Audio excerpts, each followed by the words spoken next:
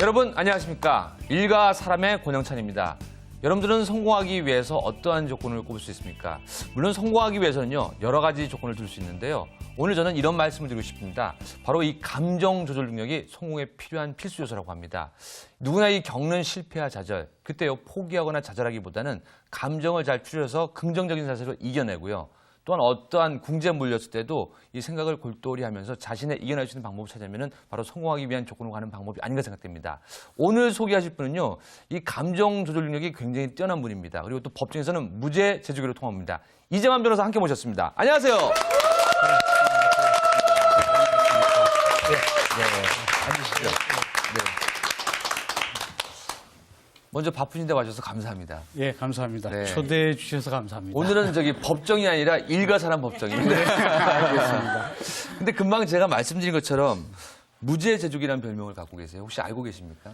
아, 그 무죄 제족이라는 말은 네. 어느 기자가 인터뷰할 때 네네네. 그때 이제 무죄 제족이라는 말을 썼는데 네. 사실 무죄라는 것은 이렇게 제조하거나 만들어지는 게 아니고 네네. 밝혀지는 것인데 근데 무죄를 밝히는 것이 너무나 어려우니까 네. 마치 새롭게 만들어지고 태어나는 것에 빗대서 아마 그렇게 무죄 제족이라고 한 것 네. 같습니다. 사실 제가 자료를 조사해 보니까 그 피해자가 구속되고 1심에서 유죄 판결이 난 상태에서는 2심에서는 거의 그 재판이 뒤집어진다는 표현을 하잖아요. 예. 그러기가 거의 1%, 0.01% 되는데 그러한 몇몇 형사 사건을 2심에서 무죄로 만드셨잖아요. 예. 새로운 증거를 해서 예. 참 그때는 변호사로서 좀 자긍심을 느끼실 것 같습니다. 예, 물론 이제 억울한 누명을 쓴 사람의 누명을 벗겨줘서 네. 결국 그 진실을 밝힐 때는 상당한 자부심도 느끼죠. 그런데 이제 미국 같은 경우에 보면 그 실제적으로 사형 선고를 받고 또 사형이 집행됐는데 그 후에 진범이 잡힌 그런 사례가 수십 사례가 있습니다. 네. 그래서 그 당시에 그 사건을 맡았던 변호사로서는 굉장히 충격도 크고 힘들었을 것으로 생각됩니다. 죄책감도 들겠죠. 예. 보니까 1심에서 판결을 뒤집고 2심에서 무죄 받은 사건이 한두 건이 아니라 좀 많으시더라고요. 예. 가장 기억에 남는 사건이라면 어떤 걸까요?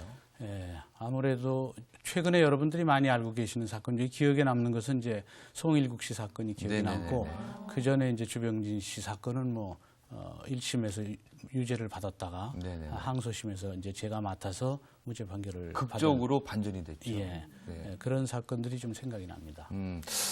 아까도 무죄를 제조하기보다는 새로운 증거를 찾아내고 또 변호자 입장에서 그걸 이렇게 새롭게 만들어낸다는 말씀하셨는데 물론 이제 다른 유명한 변호사분들도 많으신데 예. 그 유독 우리 이재만 변호사께서 그런 사건을 많이 맡으셔서 이렇게 많이 무죄를 받으셨거든요. 예. 그 본인만의 그 노하우라면 좀 그렇고요. 본인만의 소신이 있으실 것 같아요.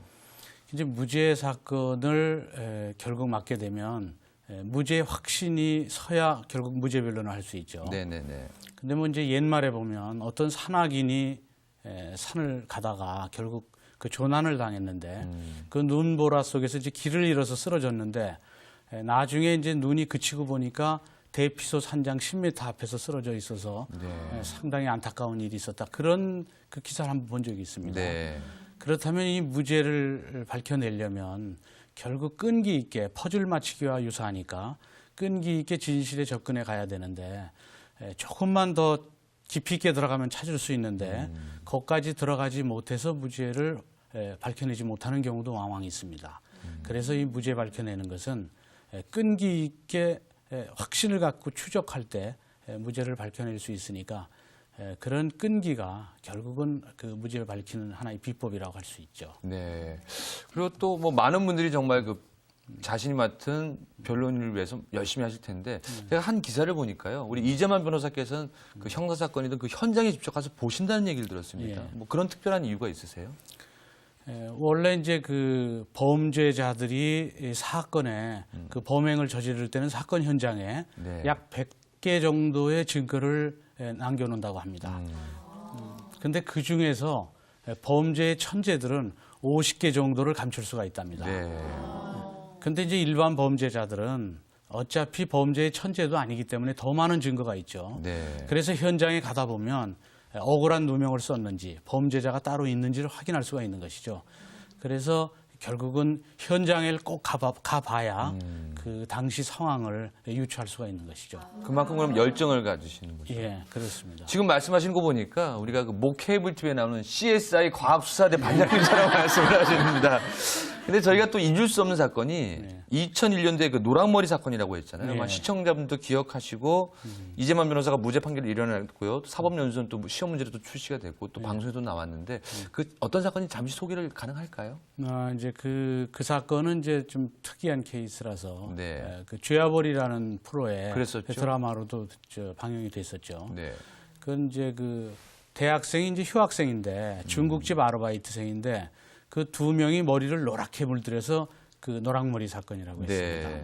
네. 이 노랑머리의 이 두 학생들이 결국 어떤 여고생을 성폭행하려고 했고 또 돈을 뺏어서 이 강도 강간 사건으로 아주 중형이 예상되는 그런 사건이었는데 그 아이의 아버님이 저를 찾아와서 결국 변론을 해달라고 그래서 그 증거를 확보하고 현장을 가고 그래서 결국은 무죄 판결을 이끌어낸 그런 사건입니다. 근데 그 당시에 현장 검증도 했습니다. 재판부랑. 근데 재판부도 사건이 2시에 일어났기 때문에 2시에 가봐야 된다고 판단했는지 현장 검증이 한 번 이미 했는데 검사, 판사, 변호사가 다 모여서 그런데 판사가 계장을 데리고 밤 2시에 또 가봤답니다. 그래서 재판부도 이런 끈기를 가졌을 때 결국 무죄 판결에 선고를 할 수 있는 것이 아닌가 이런 생각이 들어서 상당히 기억에 남는 그런 사건입니다. 사실 그 당사자들은 이 완전히 지옥으로 갔다가 네. 다시 태어난 삶 아닙니까? 네, 그렇습니다. 그러면 그 부모님이나 가족들도 참 이렇게 감사함을 많이 표현하실 것 같아요. 예, 그 노랑머리 사건의 그 후일담을 들어보니까 네. 무죄 판결이 선고될 때 법정에서 그 아버님이 대한민국 만세다 하면서 큰 소리로 외쳤답니다. 그래서 물론 그런 무죄 판결을 받게 되면 상당히 이제 자부심도 느끼고 보람도 있죠. 근데 이제 변호사는 항시 누명만 벗기는 것이 아니라 그 법의 여신이 들고 있는 것이 그 저울입니다. 천칭. 한 손에 들고 있는 게 천칭이고 한 손엔 칼을 들고 있죠. 이 칼은 결국은 이제 처벌하기 위한 그런 수단으로서의 칼이고 천칭은 죄와 벌의 무게를 갖게 하기 위한 그런 그 도구입니다. 그러니까 죄의 무게가 열이면 벌의 무게도 열만 해야지. 결국 변호인의 도움을 받지 못하면 죄의 무게가 열인데 벌의 무게가 수물이 될 수도 있습니다. 100개도 될 수 있고요. 그래서 변호인이 죄와 벌의 무게를 균형을 맞출 수 있도록 하는 것도 역시 변호사의 임무입니다. 네. 근데 보니까 그 외에도 뭐 메이저리그 김병헌 선수의 초상권 사건에서부터 우리나라 그래도 굵직한 사건이라면 전부 우리 이재만 변호사께서 맡으셨는데 나름대로 좀 부담도 되실 것 같아요. 왜냐면은 그 대형 스타들이 어떠한 일 때 다 와서 상담하고 문의하고 변론을 맡게 그런 건 없습니까? 이제 사건에 대한 부담은 모든 사건이 부담이 됩니다. 그래서 변호사들은 남의 근심을 자기 근심으로 알고 그 문제를 해결해야 되기 때문에 어느 것 하나 부담이 되지 않는 사건은 없죠. 그런데 이제 연예인의 경우에는 일반인하고 달라서 너무 감성이 예민하고 또 그 일로 인해서 어떤 그 극단적 피해를 입을지 모르기 때문에 그런 부분을 감안해서 하는 것이 더 부담으로 다가오죠. 근데 처음에 이렇게 변론을 부탁드릴 때 물론 대부분의 보는 뭐 무죄이겠지만서 또 유죄인데 또 죄를 낮게 하는 사람도 있고요. 그 변론을 이렇게 부탁한 사람을 볼 때 어떤 거 먼저 보십니까? 물론 이제 직관도 있고 증거도 확보해서 확인을 해야 되지만 결국 무죄 변론을 하게 되면 무죄에 대한 확신을 변호인이 가져야 됩니다. 근데 제가 이제 한 번은 구치소로 그 피고인을 면회 갔습니다. 무죄 억울하다고 해서 그래서 면회를 갔는데 그 학생이 이제 대학생이었었는데 그 대학생이 저를 보더니 저는 이제 설명을 들어야 되는데 설명은 하지 않고 계속 울기만 하는 거예요. 그래서 전 바쁘고 그래서 이렇게 울기만 해서는 제가 들을 수가 없어서 답답했는데 한 2, 3분을 듣고 보니까 갑자기 그런 생각이 들더라고요. 아, 그동안은 아무도 자기 얘기를 들어주지 않았는데 자기 얘기를 들어주겠다고 누군가가 오니까 본인이 너무 서러워서 푹 받쳐서 우는 듯 듯한 느낌을 받았어요. 네, 네, 네, 네. 그리고 그 울음소리가 약간 비명 같은 그 거의 절규군요. 예, 그런 것을 느꼈어요. 네. 그래서 그 학생은 단 한마디도 말하지 않은 채 자기의 그 의사를 표현한 걸로 보여집니다. 네. 그래서 저는 그날은 그 학생한테 아무 얘기도 듣지 않았어요. 다시 오겠다. 그리고 이 학생은 죄가 없구나라는 걸 느꼈죠. 네. 그 학생도 추후에 무죄 판결을 받았습니다. 네. 지금까지 잠깐 인터뷰를 했지만서도 굉장히 대한민국의 유명한 사건은 다 해결하셨거든요. 다른 네. 거의 하셨는데 제가 왜 말씀을 드리냐면은 그 이분이 처음부터 빨리 성공하고 잘 나가셨던 분이 아니십니다. 제가 말씀드릴게요. 잠시 이야기를 예. 개인사로 돌리겠습니다. 예. 33세 공부를 시작해서요. 39의 사법시험을 통과하셨죠. 39이면 뭐 법조계에서는 거의 누뚱이 중에 누뚱이라고 하시고요. 또 33살에 새로운 일을 도전한다는 것이 근데 결코 쉬운 일은 아니거든요. 뭐 당시 사법고시에 이렇게 33살 늦게 도전하신 이유가 있으십니까? 제가 이제 어려서부터 네. 어른들이 이제 그런 얘기를 했죠. 고시에 합격해서 법조인이 되라. 그런 네. 얘기는 많이 들었었습니다. 그런데 이제 대학원을 마치고 군대를 갔다 오니까 이제 30쯤 됐는데 네. 그때 사법행정 양과를 해야 되겠다. 그래서 사실을 좀 행정고시를 좀 하다가 네. 이제 늦어지니까 결국 법치국가에서는 법을 알아야 되겠다. 이 생각 때문에 사법시험을 하게 됐죠. 네. 그때가 이제 30대 초반인데 그때 독학을 하다시피 해서 39에 합격했는데 대략 한 6, 7년 정도가 걸렸습니다. 네. 근데 사법시험은 통상적으로 누구나 시작을 하면 한 6, 7년 정도는 걸립니다. 네. 6, 7년이긴 해도 늦은 나이였기 때문에 다른 사람에 비해서 여러 가지 주변의 환경이라든지 어려움이 좀 많았었죠. 참 저는 대단한 게 그 33살 늦게 시작해서 6, 7년을 고생하고 근데 보니까 고시원에서 공부를 할 때 이 별명이 바이돌이라고 하는 별명인데 맞습니까? 네, 그건 이제 고시 공부할 때 이제 그 당시엔 여학생들이 그렇게 많지는 않았는데 네. 그 여학생들이 지어준 별명이었습니다. 그래서 저는 그렇게 저를 부르는 줄 몰랐는데 네. 돌이라고 그래서 늦게 와서 공부를 하니까 내가 20살 때부터 계속 공부해서 이때까지 있는 줄 알고 그래서 날 돌이라고 그러나 보다 그랬더니 알고 보니까 그런 뜻은 아니었다고 네네. 그러더라고요. 이러더라고요. 자리에 한 번 앉으면 그 움직이는 걸 못 봐서 바위돌처럼 자기 자리를 계속 지키고 있어서 네. 그래서 자기네들이 좀 존경하는 뜻으로 돌이라고 그랬다고요. 그래서 그 당시에는 저는 이 고시를 머리로 붙은 것이 아니라 엉덩이로 붙었습니다. 그만큼 늦은 나이에 노력을 많이 하셨다는 얘기죠. 예, 그래서 늦었습니다. 사실 저도 지금 공부를 새로 시작하려고 앉다 보면은 이게 뭐 들썩들썩하고 네. 한 30분 앉다 보면 일어나야 되거든요. 그만큼 좀 이렇게 목적 정신이 강하셨나요? 이제 어차피 이제 저는 그런 생각은 갖고 있습니다. 이제 아프리카 속담에 빨리 가려면 뛰어가고 천천히 가려면 멀리 가려면 천천히 가라 이런 속담이 있었죠. 또 우리나라에도 우보라고 소고름처럼 뚜벅뚜벅 가는 것이 멀리 간다. 그렇죠. 그래서 저는 비록 늦게 시작됐지만 끈기 있게 끝까지 가면 결국은 합격할 수 있을 거라 이런 확신은 있었습니다. 네, 참 좋은 얘기 같아요. 빠르게 가기보다는 내 길을 멀리 또 원대하게 가기 위해서 1992년에 보니까요 사법시험에 합격하셔서 사법연수를 거쳐서 1995년에 개업을 했는데요. 예. 당시 사법연수원 동기들이 뭐 한나라당 원희룡 의원, 예. 또 나경원 의원, 또 이 자유선진당 이상민 의원 등 참 대단하시거든요. 근데 다른 분들은 이렇게 뭐 검사 판사 시절을 거치잖아요. 근데 좀 나이가 있어서 바로 개업을 하신 겁니까? 어떻습니까? 예, 이제 나이가 있어서라고 지금 말씀하셨는데 네.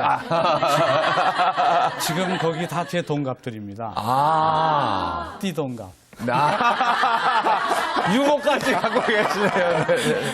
네. 그런데 이제 저는 처음부터 변호사를 할 생각을 하고 있었습니다. 네. 물론 이제 나이가 있으면 이제 현직에서 근무하기가 좀 어렵긴 하죠. 나이 차이가 있기 때문에.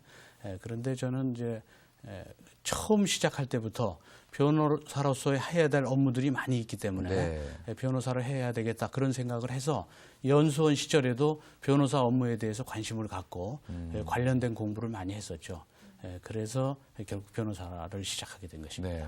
근데 사실 뭐 지금 많이 없어졌다고 하지만 또 그 당시에 항상 저희가 뭐 정관예우라는 말을 많이 쓰잖아요. 그러다 보면은 바로 개업하신 거랑 했을 때 좀 이렇게 나름대로 더 노력해야 되고 힘든 점은 없으셨습니까?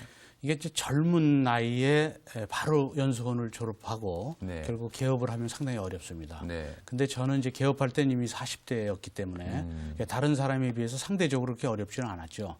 그리고 한 10년 정도가 지나면 바로 현직에서 나오신 분들이나 또는 연수원에서 바로 나와서 개업하신 분들이나 결국 비슷한 수준으로 갑니다.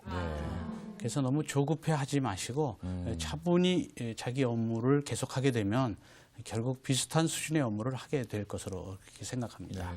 오늘 저희가 계속 반복되는 말씀이 뭐냐면은 너무 급하게 생각하지 마라. 여유 있게 가라. 그리고 또 늦은 나이에 공부하신 만큼 그만큼 또 인생 경력이 쌓였기 때문에 또 이렇게 변호인들을 이렇게 잘 하시는 게 아니라는 생각이 드는데요. 요즘에는 또 그 사법 시험을 거쳐갖고 뭐 1년이면은 그래도 뭐 몇백 명에서 1000명씩 변호사분들이 이렇게 쏟아진다는 표현을 쓰거든요. 그러다 보면 변호사분들이 이제 경쟁의 시대거든요. 좀 그런 것들에서 내가 어떻게 헤쳐나갈까라는 생각도 많이 드실 것 같아요. 물론 이제 지금부터 한 십몇 년 전에는 변호사의 숫자가 한 몇천 명 정도 됐습니다. 그런데 지금은 10,000명 넘어간 지가 몇 년 됐고 곧 2만 명 세대가 돌아옵니다. 그러니까 굉장히 기하급수적으로 지금 변호사 숫자가 늘고 있죠. 이제 그러다 보니까 이제 뭐 흔히 얘기하는 사건이 배분돼서 운영이 어렵다 뭐 이런 얘기도 많이 들립니다. 그리고 실제적으로 그런 것도 사실입니다. 근데 문제는 변호사 수가 또 늘어나면 각계각층의 법률 전문가들이 들어가기 때문에 뭐 정치계나 재계나 또는 뭐 여러 학계나 다 법률 전문가들이 들어가서 이 나라 법치주의 확립에 상당한 기여를 할 것으로도 봅니다. 그러니까 뭐 오히려 걱정이라기보다는 자기 특화된 분야를 개발하고 오히려 또 변론을 받는 사람 입장에 도움이 되겠네요. 그럴 수도 있습니다. 사실 저희가 오늘 참 일과 사람에 모신 이유 중에 물론 이제 유명해서 모시기도 하지만서도 늦은 나이에 새로운 일을 하셔서 성공하셨거든요. 그렇다면은 지금까지 그 자신을 버티게 한 힘, 또 유명세를 타게 한 힘, 그 버팀목이라면 어떤 걸까요? 아무래도 제가 크리스찬이 되고 난 이후에는 기도의 힘이 상당히 컸죠. 어려움이 있을 때. 그리고 또 버팀목이 됐던 건 역시 제 가족입니다. 저는 늦둥이 아들 하나가 있는데 그 아들 그리고 아내가 제겐 상당히 힘이 돼 주었습니다. 그러면 궁금한 게 아까 33세가 돼서 사시 공부를 했고요. 39세 됐는데 결혼은 언제 하셨습니까? 41에 했습니다. 그러면은 금방도 아까 늦둥이 아들이라고 하는데 집에서는 워낙 바쁘실 것 같아갖고 어떤 남편이고 또 어떤 아버지 역할을 하시나요? 물론 이제 나이가 들어서 결혼을 하니까 원래 나이가 많은 남편, 늦게 결혼한 남편은 그 아내한테 굉장히 잘해주는데 아내뿐만이 아니라 아이한테도 굉장히 잘해주게 됩니다. 원래 할아버지들은 손주한테 막 잘하죠. 이 아이는 제가 아빠인 줄 착각을 하고 할아버지인 줄 알고 지 멋대로 합니다. 그래서 우리 아들은 우리 아빠는 물처럼 순하다고 그러면서 그런데도 아주 반듯하게 잘 자라줘서 아주 전 참 다행이라고 생각합니다. 할아버지라고 생각해요. 본인은 할아버지라고 생각 안 하는데 하는 행동은 편하니까. 아빠 대하듯이 하는 이제 아들 친구들이 오면 그 아들 친구들이 이상하게 봅니다. 그 아빠한테 대하는 게 자기 할아버지 대하는 것과 비슷해서. 제가 여쭤보는 게 제가 올해 40이 넘었는데도 아직 이제 아기를 가지려고 하다 보니까 저도 이제 보고 배우겠습니다. 근데 사실 이 현장에서 이제는 뭐 15년 동안 변호사 생활을 하시면서 많은 뭐 피해자도 보시고 또 만나셨을 거 아니에요. 또 재판에서 좋은 결과도 얻으시다 보면은 내가 정말 변호사로서 이것만은 정말 최선을 다해야겠다. 또 이렇게 소명감도 느끼실 것 같아요. 어차피 이제 변론을 하다 보면 이제 사건을 맡다 보면 당사자의 말을 많이 경청할 필요가 있습니다. 그리고 말을 많이 듣다 보면 거기서 단서를 찾을 수도 있죠. 그런데 이제 일이 바쁘고 또 여러 가지 집안일, 주변 일이 있다 보면 필요한 내용만 들으면 되기 때문에 자꾸 필요한 내용만 들으려고 하다 보면 결국 주요한 내용을 일부 빠뜨릴 수도 있습니다. 그래서 의뢰인의 얘기를 가급적 경청을 하는 것이 결국 꼭 필요하지 않나 이런 생각을 하고 있습니다. 사실 우리 일과 사람의 초대를 받으시면요, 꼭 이렇게 우리 후배들에게 하는 말인데 오늘은 그 두 분에게 하셔야 될 것 같습니다. 먼저 변호사가 되기 위한 후배들, 또 지금 현재 변호를 하고 있는 후배들한테 한마디만 하신다면 어떤 말씀하고 싶으시죠? 저는 모든 일을 시작할 때 끈기를 가지고 그렇게 끝까지 일을 중단하지 말기를 바랍니다. 네. 그리고 또 하나는 의뢰인의 얘기도 충실히 경청하고 또 의뢰인에 대해서도 배려를 하고 또 끈기를 가지고 끝까지 추적하다 보면 결국 실체적 진실에 이를 수 있기 때문에 한국인의 정서가 은근과 끈기라고 하지 않습니까? 그 한국인의 정서를 계속 개발하면 결국 훌륭한 변호사가 될 수 있을 것으로 봅니다. 네. 또 한 가지는요. 지금 얼마 전에 TV도 나왔는데 요즘 국가고시 네. 뭐 교원고시에서부터 또 공무원 여러 가지 시험이 다양하게 했거든요. 근데 보니까 막 몇 년을 고생하고 포기하고 또 좌절하는 걸 봤을 적에 아무래도 늦게 이렇게 도전하신 선배 입장에서 그들에게 한 말씀 하고 싶다면 어떤 말씀을 하고 싶으세요? 좌절은 누구나 겪습니다. 저도 이 고시 공부를 처음 시작할 때 이 고시 공부는 밑 빠진 독에 물 붓기라고 그랬습니다. 그래서 밑 빠진 독에 물을 부어서 채우는 방법은 빠지는 물보다 더 많이 부으면 채워지겠죠. 근데 쉽지가 않을 텐데. 그게 쉽지가 이제 않기 때문에 네네네. 결국 발상의 전환이 필요한데 어떤 현자가 그런 얘기를 했습니다. 밑 빠진 독에 물을 도저히 부을 수가 없다. 그럼 평생 거기 물만 붓고 있을 것이냐. 그 독을 들어다가 연못에 빠뜨리라고 그랬습니다. 네. 그러면 결국 그 독에 물이 꽉 찰 것이니까. 그렇게 되겠네요. 그래서 저는 그런 얘기를 합니다. 보면 겨울이 오면 굉장히 춥고 외롭고 또 어렵지만 이걸 생각을 바꾸면 이 겨울은 춥고 어렵고 외로운 때가 아니고 신나는 스키장이나 스키보드장이다. 이렇게 생각하면 그럴 수도 있겠네요. 그런 이 탄력적인 사고의 전환도 필요하지 않을까. 그래서 좌절이 있고 앞이 막힌 듯하다. 도저히 나는 앞으로 갈 수가 없다. 그래서 포기하고 싶을 때, 이럴 때 꼭 이 얘기를 생각하십시오. 이 밑빠진 독을 들고 연못으로 달려가는 자신의 모습을 꼭 생각하시기 바랍니다. 오늘은 일과 사람이 아니라 인생을 위한 교양 강좌를 했습니다. 그럼 한 가지만 더 여쭙고 싶은 게 지금까지 이재만 변호사가 있게 한 생활 신조 아니면 또 나를 있게 한 믿음 어떤 게 있을까요? 저는 그 고등학교 시절에 그 교훈이 계속 생각이 납니다. 네. 크고자 하거든 남을 섬기라 이런 말이 생각납니다. 그래서 사람이 크고 싶으면 본인이 남을 섬기다 보면 또 남을 배려하고 남한테 배우다 보면 결국은 이제 크게 됩니다. 근데 본인이 아직 이룩하지도 않았는데 스스로 하산하려고 그러면 배울 수가 없는 것이죠. 이제 하산하라고 할 때까지 계속 배우는 그런 자세를 가져야 되겠다 이런 생각을 계속 하고 있습니다. 네. 아니 좀 지금쯤 위치에서는 뭐 이 정도면 되겠지라는 말씀을 하시는데 지금도 배우셔야 된다는 말씀하십니까? 원래가 네. 그 정상인 줄 알고 막상 올라가 보면 그것은 이미 정복된 정상은 이미 정상이 아닙니다. 새로운 정상이 또 기다리고 있죠. 그러니까 항시 평생 가면서 결국 저희를 창조하신 신이 결국 네 인생이 끝났다, 네 연극이 끝났다 하고 그 감독이 주연 배우를 무대에서 내릴 때까지 최선을 다해서 결국 살아야 되겠죠. 네. 뭐 지금 보니까 여러 방송에 출연하셔서 또 이제 법이 이런 거다도 설명해 주시고 또 뭐 지금 큰 재판도 진행 중이시고 앞으로도 계획이 많으실 것 같아요. 어떤 계획을 갖고 계십니까? 저는 그 리스크 매니지멘트에 대해서 관심이 많습니다. 가령 법치국가에서는 법을 모르면 법적 장애물에 걸려서 함정에 빠질 수도 있고 어려움이 있어서 법에 대해서 미리 알고 있으면 일종의 예방법학으로 마치 병에 걸리기 전에 예방주사 맞는 것처럼 법에 대해서 일반인들이 많이 알 수 있으면 결국 법적 분쟁에서 이길 수도 있고 또 법적 분쟁에 휩쓸리지 않게 되니까 그런데 법이 너무 어렵기 때문에 쉽게 접근할 수가 없습니다. 그래서 초등학교 시절부터 법을 쉽게 이해할 수 있도록 하는 그런 점에 대해서 이 관심을 많이 갖고 있습니다. 그래서 초등학교나 중학생 정도가 법에 대해서 읽을 수 있는 그런 책도 제가 하나 저술해서 출판을 하고 있고요. 앞으로는 이제 중고등학생들도 쉽게 법에 접근할 수 있는 그런 저술 활동도 좀 하고 그리고 어차피 이 인생은 일종의 그 늑대라든지 호랑이라든지 이런 짐승들이 우글거리는 정글이나 마찬가지입니다. 네. 이 정글에서 그런 짐승들로부터 자신을 보호하려면 일종의 횃불을 들고 있어야 되는데 그렇죠. 그 횃불이 바로 법적 지식입니다. 그래서 법적 지식을 모든 분들이 갖고 있도록 가질 수 있도록 그런 환경을 조성하도록 노력하고 싶습니다. 네. 앞으로 기대를 해보고요. 이왕 늦은 거 늦동이는 하나 더 날게. 제 집사람이 이제 50이 돼서 아, 네, 네.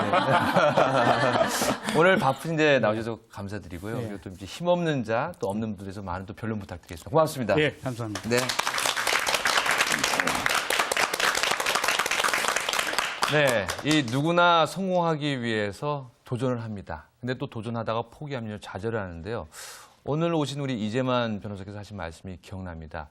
겨울이 있으면은 춥다고 힘들다고 좌절하지 말고 뭐 스키장에도 갈 수 있고 또 겨울에는 눈도 볼 수 있고 오히려 그 고통을 즐기는 것도 감사한 거다. 그리고 그 고시원 시절에 그 바위돌이라는 거, 이 머리가 나쁘다는 표현이 아니라 한 자리에 앉으면 정말 바위처럼 움직이지 않는다. 우리도 아마 그런 마음을 갖고 최선을 다해서 열심히 하면요, 이 성공이라는 지름길에 바짝 다가서지 않을까 생각합니다. 일과 사람 여기서 인사드리고 다음 시간에 인사드리겠습니다. 고맙습니다.